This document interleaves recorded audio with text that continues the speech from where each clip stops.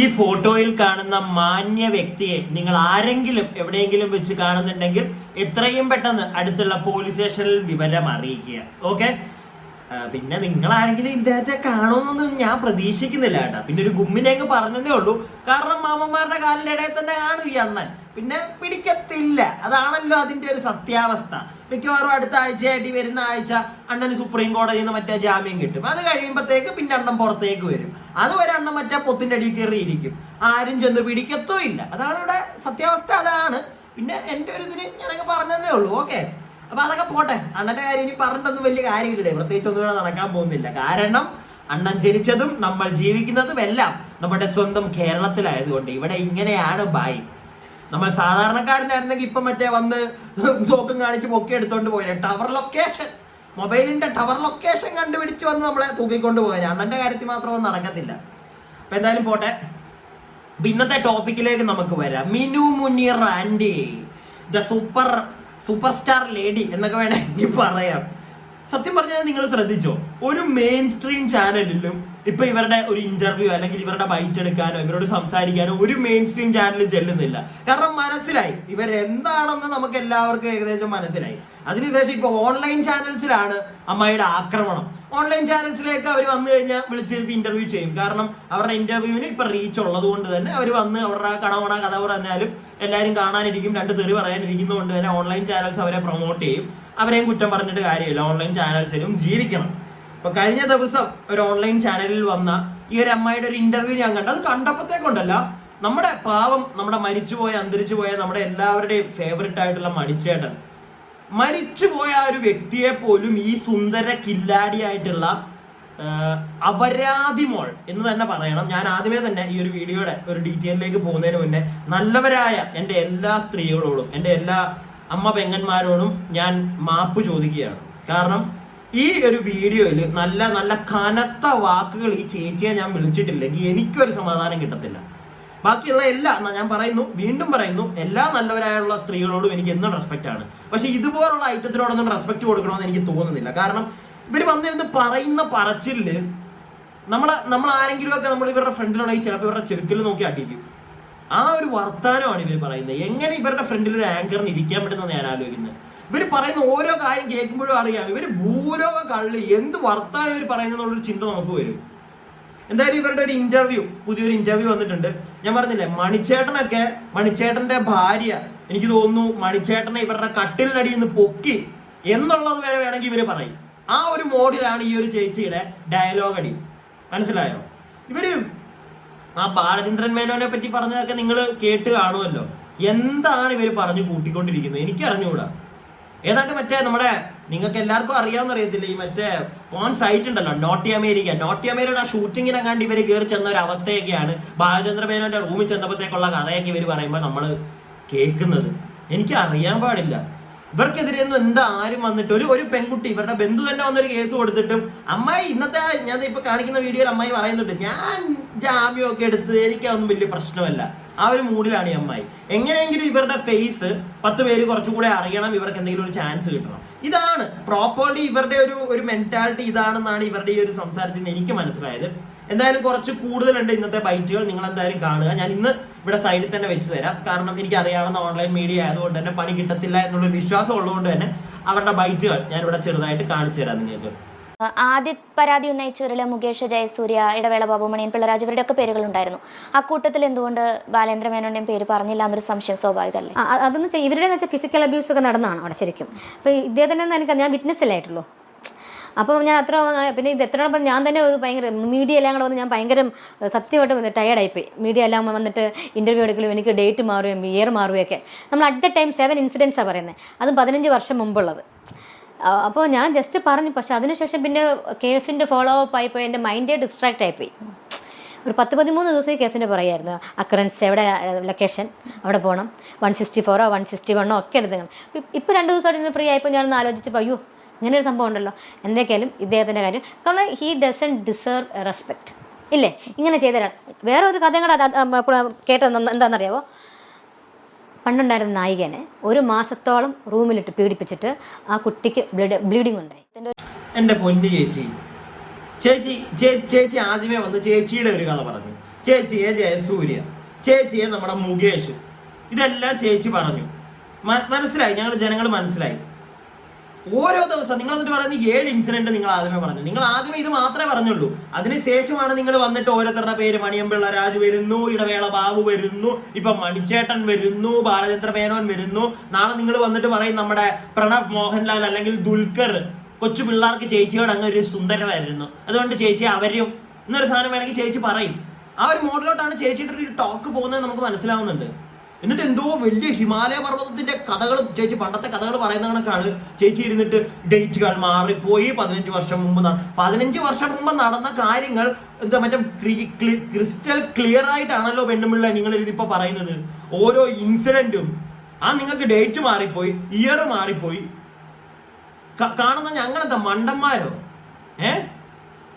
മറ്റേ എഴുതി വെച്ച് പറയുന്ന കണക്കാണ് ഇവരോരോ കഥകൾ നല്ല വ്യക്തമായിട്ട് ഈ ഒരു വീഡിയോയിൽ നിങ്ങൾക്ക് അത് മനസ്സിലാവും ഇവർ പറഞ്ഞുകൊണ്ടിരിക്കുന്നത്. ആദ്യമൊക്കെ ഇവർ വന്ന് പറഞ്ഞപ്പോഴത്തേക്ക് നമ്മളൊക്കെ ഇവരെ വിശ്വസിച്ചു. ഇവർ പറയുന്നതിനകത്ത് എന്തോ, പ്രത്യേകിച്ച് മുകേഷ് എംഎൽഎക്കെതിരെയൊക്കെ സംസാരിച്ചപ്പോൾ, ജയസൂര്യക്കെതിരെ സംസാരിച്ചപ്പോൾ പറയുന്നതിനകത്ത് എന്തോ സത്യാവസ്ഥ ഉണ്ടെന്ന് മനസ്സിലായി. പക്ഷേ ഇവരൊരു ചാനലിൽ വന്നിരുന്ന് അവിടുത്തെ ഒരു റിപ്പോർട്ടറോട് ഇവർ സംസാരിച്ചപ്പോൾ അതിനെപ്പറ്റിയൊക്കെ ഈ ഒരു ഇന്റർവ്യൂവിൽ പറയുന്നുണ്ട്, നമുക്കതൊക്കെ പറയാം. ആ ഒരു ഇന്റർവ്യൂ കണ്ടതിന് ശേഷമാണ് എനിക്ക് മനസ്സിലായത് ഇവർ ഏകദേശം കള്ളിയാണെന്നുള്ള കാര്യം. കാരണം ഇവരോട് പല കാര്യങ്ങൾ ചോദിച്ചപ്പോഴും ഇവരിൽ നിന്ന് ബബ അടിക്കുന്നത് കണ്ടു. ഇവിടെ തന്നെ ഈ ഒരു മിനുമിനറിന്റെ ഒരു വീഡിയോ ഞാൻ ഇന്നലെ ചെയ്തിട്ടുണ്ടായിരുന്നു. അതിനകത്തൊക്കെ അവർ പറയുന്നത് മുകേഷുമായിട്ട് എനിക്ക് പ്രശ്നമൊന്നുമില്ല, കാശത്ത് മേടിക്കുന്നത് തെറ്റാണോ? ഒരു സ്ത്രീയെ മിനുമുനീർ എന്ന് പറയുന്ന ഈ ഒരു ഐറ്റത്തിനെ വിടുക. ഒരു സ്ത്രീയെ ഒരുത്തൻ പീഡിപ്പിക്കാൻ ശ്രമിച്ചിട്ടുണ്ടെങ്കിൽ, മോശമായി ആ പെൺകുട്ടിയോട് പെരുമാറിയിട്ടുണ്ടെങ്കിൽ പിന്നെ ആ പെൺകുട്ടിക്ക് ഒരിക്കലും അവനെ കാണാനോ അവനോട് കാശ് മേടിക്കാനോ പറ്റുമെന്ന് ഞാൻ വിശ്വസിക്കുന്നില്ല. എനിക്ക് തോന്നുന്നില്ല ഒരു സ്ത്രീക്കും അത് പറ്റുമെന്ന്. ഇച്ചിരി മാന്യത അല്ലെങ്കിൽ ഇച്ചിരി മാനം, സ്വന്തം മാനത്തിന് വില കൊടുക്കുന്ന ഒരു സ്ത്രീ ഒരിക്കലും ആ ഒരു പരിപാടിക്ക് പോയില്ല. പിച്ച എടുക്കാൻ പോയാലും ഇവരെ പോലുള്ളവന്റെ ഒന്നും പോകുമെന്ന് എനിക്ക് തോന്നുന്നില്ല. പക്ഷെ മിനു മുനീർ അവിടെയും ചെല്ലും. മനസ്സിലായില്ലേ? അത് മാർക്കറ്റിംഗ് ആണെന്നാണ് ചേച്ചി പറയുന്നത്. ബാക്കി മുഖം മൂടി വലിച്ചു കീറുക അത്രയാണ്. ബാലേന്ദ്ര മേനോന്റെ കൂടെ ജാഫർ ഇടുക്കിയുടെയും കലാഭവൻ മണിയുടെയും പേരുകൾ വന്നിരുന്നല്ലോ, എന്തായിരുന്നു ആ സംഭവം? ജാഫർ എന്ന് വെച്ചാൽ ജാഫർ സ്റ്റേജ് ഷോ ഓർഗനൈസർ ആയിരുന്നു. അപ്പോൾ പുള്ളിക്കാരൻ എന്നെ ഇങ്ങനെ വിളിച്ചു, ഇങ്ങനെ പ്രോഗ്രാം ഉണ്ട് വരുന്നു, മിനു ഡാൻസ് ചെയ്തില്ലേ, ചെയ്യും, പാട്ട് പാടുമോ, അപ്പം നീ പാട്ടും പാടുക, ഡാൻസും ചെയ്യുക, സ്കിറ്റും ചെയ്യും. അപ്പോൾ ഞാൻ റെഡിയായി. അങ്ങനെ എല്ലാവരും പോകുന്നതിൻ്റെ അന്ന് കല്ലൂർ ഒരു ഹോട്ടലുണ്ടായിരുന്നു. അപ്പോൾ എല്ലാവരും അങ്ങോട്ട് വരാൻ പറഞ്ഞു. അവിടെ ചെന്നപ്പം ഇദ്ദേഹം മദ്യപിച്ചിട്ട് എൻ്റെ റൂമിൽ കടന്നു വരികയും അശ്ലീലമായിട്ട് ഒത്തിരി കാര്യങ്ങൾ സംസാരിക്കുകയും ഫിസിക്കൽ റിലേഷന് നിർബന്ധിക്കുകയും ചെയ്തു. അപ്പോൾ അതിന് ഞാൻ പറ്റത്തിൽ ഇറങ്ങിപ്പോയി. ആരും മണ്ട എന്ത് പറയും, നമ്മളൊന്നും ചെയ്തില്ലെങ്കിൽ മനുഷ്യരാകുന്നതൊക്കെ പറയും, പോന്ന് പറഞ്ഞ് അങ്ങനെ ഇതുണ്ടായി. അത് കഴിഞ്ഞിട്ട് ഞാൻ ലണ്ടനിൽ ചെന്നപ്പോഴത്തേക്ക് ഒരു കാറിലാണ് എന്നെ കയറ്റിവിട്ടത്. അവിടെ കയറ്റി വിടുന്നത് വലിയൊരു 5 സ്റ്റാർ ഹോട്ടലിൽ കൊണ്ടുവന്നു. അപ്പോൾ എൻ്റെ വിചാരം എല്ലാവരും അടുത്തടുത്ത കാറിൽ വരും, ഒരു സെയിം ഹോട്ടലിൽ തന്നെ താമസിക്കുന്നത്. അപ്പോൾ നല്ല സൂട്ടും കോട്ടും കെട്ട ഒരാൾ സ്പോൺസർ വന്നു. വന്നിട്ട് വൈകുന്നേരം ഞാൻ മിന്നുൻ്റെ കൂടെയാണ് എന്നൊക്കെ പറഞ്ഞു. ഞാൻ പറഞ്ഞു, എന്താ ഇവിടെയോ, നിങ്ങളാരാ? ഞാൻ സ്പോൺസറാണ്. അല്ല ഇപ്പോൾ ഇവിടെ എന്താ? ഞാനൊന്നും ഇവിടെ ജാഫർ പറഞ്ഞില്ലേ? ഞാൻ പറഞ്ഞു, ഇല്ല, ഒന്നും പറഞ്ഞിട്ടില്ല. അവർ എന്നിട്ട് പുള്ളി കഥ കാണിച്ചു. ഞാൻ പറഞ്ഞു, അല്ല ഇതെന്താ പ്ലീസ് തുടങ്ങും. അപ്പോൾ അല്ല മിന്നുവിനോടൊന്നും പറഞ്ഞില്ല. ഞാൻ പറഞ്ഞു, എനിക്കിതൊരു താല്പര്യമില്ല കേട്ടോ എന്ന് പറഞ്ഞു. അപ്പോൾ പുള്ളി പറഞ്ഞു, ഇതിപ്പോൾ എന്ത് കഷ്ടമായി പോയല്ലോ. അങ്ങനെ കുറേ നേരം നിന്നു. എന്നിട്ട് പുള്ളി പറഞ്ഞു, മിനു, ഞാൻ എൻ്റെ ഭാര്യയോട് കള്ളം പറഞ്ഞിട്ടാണ് വന്നേക്കുന്നത്, ഇന്ന് വരത്തില്ല എന്ന്. ഇനി എനിക്ക് തിരിച്ച് ചെല്ലാനും പറ്റില്ല. മിനു എന്നെ ഒന്നും സഹായിക്കണം. മിനുവിനെ ഞാൻ ഒന്നിനും ഞാൻ ബുദ്ധിമുട്ടിക്കത്തില്ല. ഞാൻ ആ സൈഡിൽ നിന്ന് കിടന്ന് ഉറങ്ങുന്നതിൽ വല്ല കുഴപ്പമുണ്ടോ? എനിക്ക് വേറെ തിരിച്ചു പോകാനൊന്നും പറ്റത്തില്ല. അതങ്ങനെ പറഞ്ഞു. അപ്പോൾ ഞാൻ പറഞ്ഞു, ഞാനും യാത്ര ചെയ്ത് വന്നേക്കുന്നതാണ്, എന്നോട് സംസാരിക്കാൻ പോലും പറ്റും, ഇല്ലെങ്കിൽ ആ സൈഡിൽ കിടന്ന ഒരു കുഴപ്പമില്ല, എന്നോട് സംസാരിക്കാനും പറ്റരുത്, എന്നെ ഒന്നും യാതൊരു രീതിയിലും ബുദ്ധിമുട്ടിക്കരുത്. ഇല്ല, സത്യമായിട്ട്. അപ്പോൾ നല്ല ജെന്യൂൻ മാനായിരുന്നു അയാൾ. അങ്ങോട്ട് തിരിഞ്ഞ് അവിടെ അപ്പം തന്നെ കയറി, ആ സൂട്ടും ഒന്നും ഊരിയില്ല. അങ്ങനെ തന്നെ സൂട്ട് ഇട്ടുകൊണ്ട് എനിക്ക് ഷൂ ഊരിയിട്ടില്ല. അങ്ങനെ തന്നെ പുള്ളി അവിടെ കിടന്നു, ഞാനും കിടന്നുറങ്ങി. പിറ്റേ ദിവസം 3 മണിക്ക് വെളുപ്പിന് 3 മണി എപ്പോഴും കഴിഞ്ഞിട്ട് ഫോൺ കിട്ടുന്നു. നിങ്ങളൊന്ന് ആലോചിച്ച് ഇവർ പറയുന്ന ആ ഒരു കഥാസന്ദർഭം നിങ്ങളൊന്ന് തിങ്ക് ചെയ്ത് നോക്കുക. ആ ഒരു പ്രോഗ്രാമിന്റെ ജാഫർ ഇടുക്കി കൊണ്ടുപോയെന്ന് പറയുന്നു ലണ്ടനിലെ പ്രോഗ്രാമിലേക്ക്. അവിടെ സ്പോൺസർ വന്ന് വളരെ മോശമായി പെരുമാറി. അത്രയും നോക്കിയാൽ മതി. ഈ സ്പോൺസർ എന്ന് പറയുന്ന വ്യക്തി ഒരു പരിപാടി അയാൾ സ്പോൺസർ ചെയ്യണമെങ്കിൽ കുറെ സ്പോൺസർമാരുണ്ടായിരിക്കും. അതിനകത്ത് അയാളും കൂടെ പങ്കാളിയായിട്ട് ഒരു പരിപാടി ഇതുപോലെ ആളുകളെയൊക്കെ പ്രത്യേകിച്ച് സെലിബ്രിറ്റീസിനെയൊക്കെ അവിടെ കൊണ്ട് ഒരു പ്രോഗ്രാം നടത്തിക്കണമെങ്കിൽ അയാൾ അത്യാവശ്യം കാശുള്ള ഒരു സ്പോൺസർ ആയിരിക്കും. അങ്ങനെ കാശുള്ള ഒരു സ്പോൺസർ രാത്രിയിൽ തിരിച്ച് വീട്ടിൽ പോകാൻ പറ്റാത്തൊരവസ്ഥ വരുന്നു. ഇവരുടെ ഇടയ്ക്ക് എന്തിനോ വന്നു എന്ന് ഇവർ പറയുന്നു. ആ സമയത്ത് അയാൾക്ക് തിരിച്ച് വീട്ടിൽ പോകാൻ പറ്റത്തില്ല. അയാൾ എന്തായിരിക്കും സാധാരണ ചെയ്യുന്നത്? ഇവരുടെ കൂടെ ഇത്രയും മാന്യനാണെന്ന് ഈ പെണ്ണുപിള്ളാനെ പറയുന്നുണ്ട്. ആ വ്യക്തി ഇവരോട് ചോദിക്കുകയാണ്, എന്റെ പൊന്നു ചേച്ചി, ഞാൻ ആ മൂലയ്ക്ക് കിടന്ന് ഉറങ്ങിക്കോട്ടെ, എനിക്ക് തിരിച്ച് വീട്ടിൽ പോകാൻ പറ്റത്തില്ല. നിങ്ങളൊന്ന് ആലോചിച്ചേ. ആ പരിപാടിയുടെ സ്പോൺസർ അയാൾ എന്തായിരിക്കും ചെയ്യുന്നത്? ആ ഹോട്ടലിൽ തന്നെ, ഇല്ലെങ്കിൽ വേറെ ഏതെങ്കിലും ഒരു ഹോട്ടലിൽ റൂം എടുത്ത് താമസിച്ച് അടുത്ത ദിവസം രാവിലെ തിരിച്ച് വീട്ടിൽ പോകും. അപ്പൊ അയാൾ അവിടെ ആയതുകൊണ്ട് അയാൾക്ക് കൂട്ടുകാരുടെ കാണും, ചിലപ്പോൾ അവരുടെ അടുക്ക പോയി നിൽക്കാം, അങ്ങനെ നമുക്ക് ചിന്തിക്കാം. അതും വിടുക, ഒരു സ്പോൺസർ അല്ലേ, അയാൾ റൂം എടുത്ത് താമസിച്ച് രാവിലെ എണീറ്റ് വീട്ടിൽ പോകും. ഇതായിരിക്കത്തില്ല ചെയ്യുന്നത്. അല്ലാതെ അവിടെ പരിപാടി നടത്താൻ വന്ന പെൺകുട്ടിയുടെയൊക്കെ രാത്രി എന്തോ പരിപാടിക്ക് പോയി എന്നിട്ട് നടക്കത്തില്ല എന്ന് മനസ്സിലായപ്പോൾ ആ പെൺകുട്ടിയോട്, ചേച്ചി ഞാൻ അവിടെ കിടന്നൊന്ന് ഉറങ്ങിക്കോട്ടെ ചേച്ചി, ഒന്നും ചെയ്യത്തില്ല, രാവിലെ എണീറ്റ് അങ്ങ് പൊക്കോളാം. ഇങ്ങനെ അത്യാവശ്യം ഒരു സ്പോൺസർ, അതും UK ഒരു സ്പോൺസർ ഈ ഒരു പരിപാടി കാണിക്കുമെന്ന് നിങ്ങൾക്ക് തോന്നുന്നുണ്ടോ? എനിക്കെന്തോ ഇതൊക്കെ പറഞ്ഞ് കേൾക്കുമ്പോഴത്തേക്ക് സംശയമാണ് തോന്നുന്നത്. അല്ലാതെ കൂടുതൽ ഇവരെ സപ്പോർട്ട് ചെയ്യാൻ ഇങ്ങനത്തെ മിക്ക ഒരു 98% ഇവർ പറയുന്നതിനകത്തൊന്നും ഇവരെ സപ്പോർട്ട് ചെയ്യാൻ തോന്നുന്നില്ല. നിങ്ങൾ തന്നെ ആലോചിച്ച് നോക്കി ഇവർ ഇപ്പം പറഞ്ഞ എന്താണ്.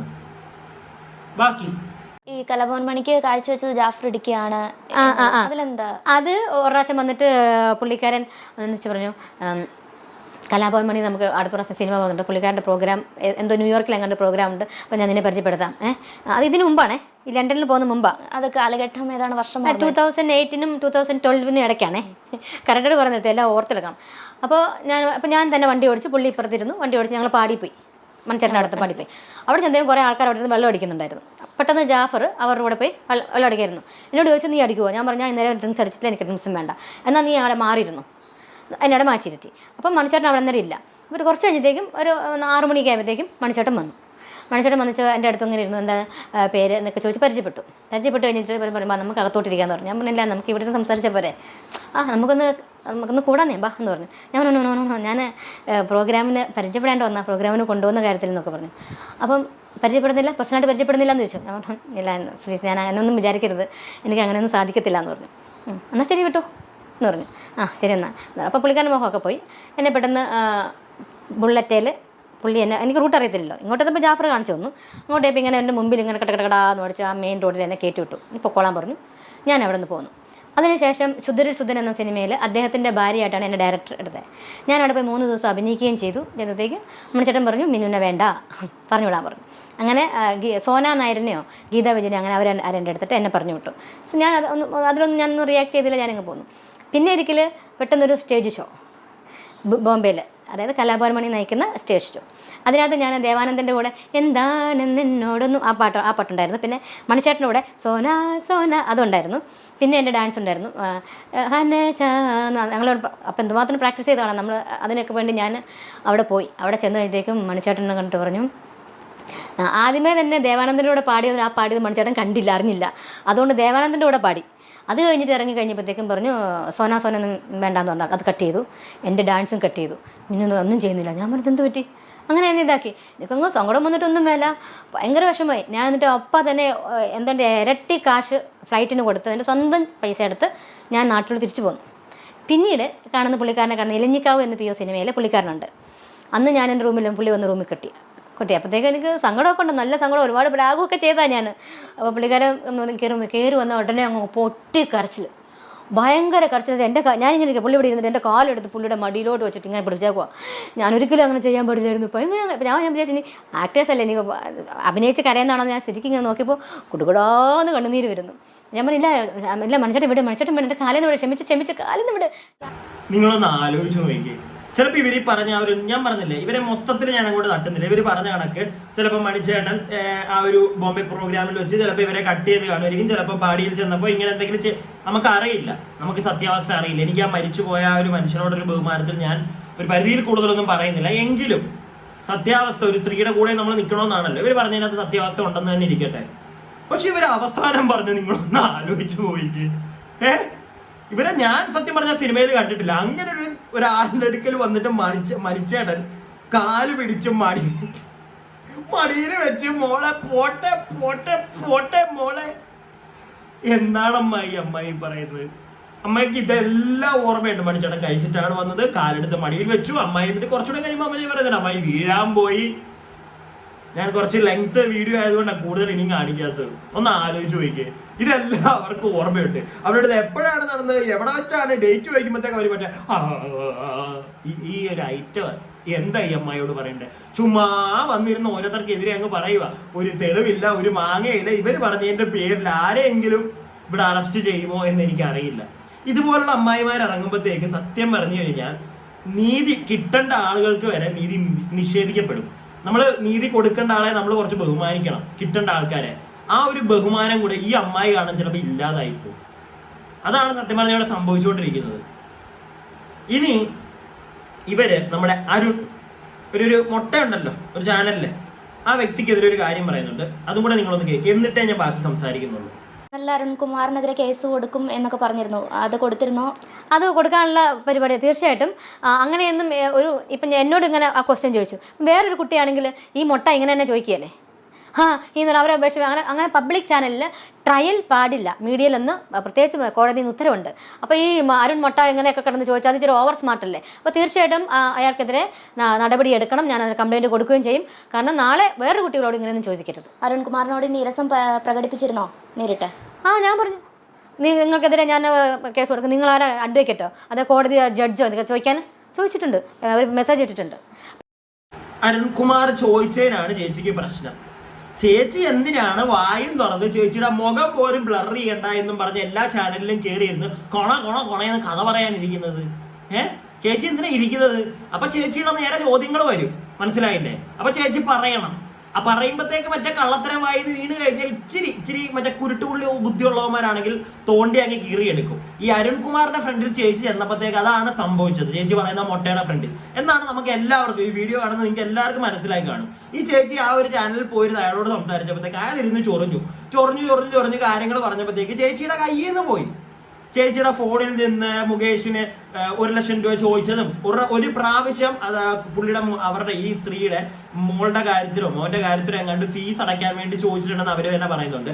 അതിനുശേഷം അറിയാതെ എൻ്റെ ഒരു കസിൻ വീട്ടിൽ വന്നപ്പോൾ അവൻ ഫോൺ എടുത്ത് ഇവരുടെ ലോക്കുള്ള ഫോൺ ലോക്ക് മാറ്റി അവൻ എടുത്ത് മുകേഷിനെ മെസ്സേജ് അയച്ച് പൈസ ചോദിച്ചു എന്നാണ് ഈ പെണ്ണുപിള്ള പറഞ്ഞതേ.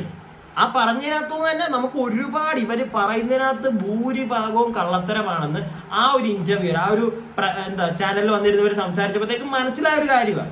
അന്ന് തൊട്ട് ചേച്ചിയുടെ കയ്യിൽ നിന്ന് പോയി മൊത്തത്തിൽ. അത് കഴിഞ്ഞപ്പോഴാണ്, അത് കഴിഞ്ഞ് എനിക്ക് 1-2 ആഴ്ചക്കുള്ളിലാണ് ഒരു പെൺകുട്ടി ഇവർക്കെതിരെ വന്ന് മറ്റേ പോക്സോ കേസും കൊടുക്കുന്നത്. മനസ്സിലായില്ലേ? ഇങ്ങനെയുള്ള കാര്യങ്ങളൊക്കെ നടന്നു. ഇതൊക്കെ നടന്നു കഴിഞ്ഞപ്പോഴത്തേക്ക് ചേച്ചിയെ മാധ്യമങ്ങൾ അങ്ങ് തള്ളിക്കളഞ്ഞു.